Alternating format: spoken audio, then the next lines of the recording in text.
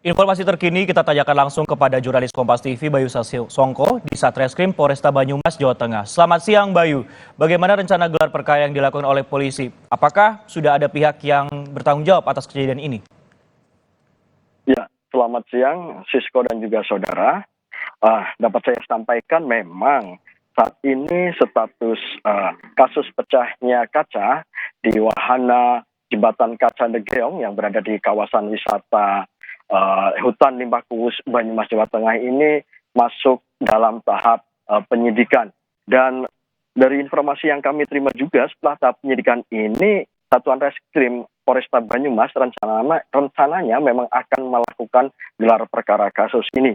Dan gelar perkara ini memang bertujuan untuk menentukan langkah selanjutnya, proses selanjutnya setelah proses penyidikan ini, yakni jika memang alat-alat bukti yang sudah didapat oleh para penyidik telah memenuhi, maka status kasus ini akan dapat dinaikkan seperti melakukan penetapan tersangka atau menentukan siapa yang paling bertanggung jawab dalam kasus ini. Dan sebelumnya memang polisi telah memeriksa sebanyak 16 saksi termasuk pengelola dan owner dari wahana wisata tersebut.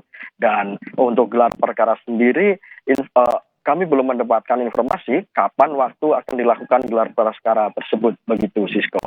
16 orang diperiksa sebagai saksi dan polisi rencananya akan menjadwalkan gelar perkara untuk mengetahui siapa kemudian bisa bertanggung jawab terkait kasus kecelakaan ini. Nah, lantas bagaimana untuk kondisi korban yang luka berat saat ini penanganannya, Bayu? Iya, Sisko, dapat saya sampaikan bahwa tadi saya sempat berbincang dengan dokter yang menangani pasien korban jembatan kaca tersebut. Menurut dokter, kondisi pasien saat ini sudah baik dan sudah ditangani oleh tim medis dari Rumah Sakit Margono Prokerto dan saat ini memang sedang dalam tahap pemulihan. Begitu, Sisko. Baik, sedang dalam tahap pemulihan untuk korban yang menjadi luka berat di sana. Terima kasih Bayu Sasongko yang melaporkan langsung dari Polresta Banyumas, Jawa Tengah. Kami akan tunggu update-nya.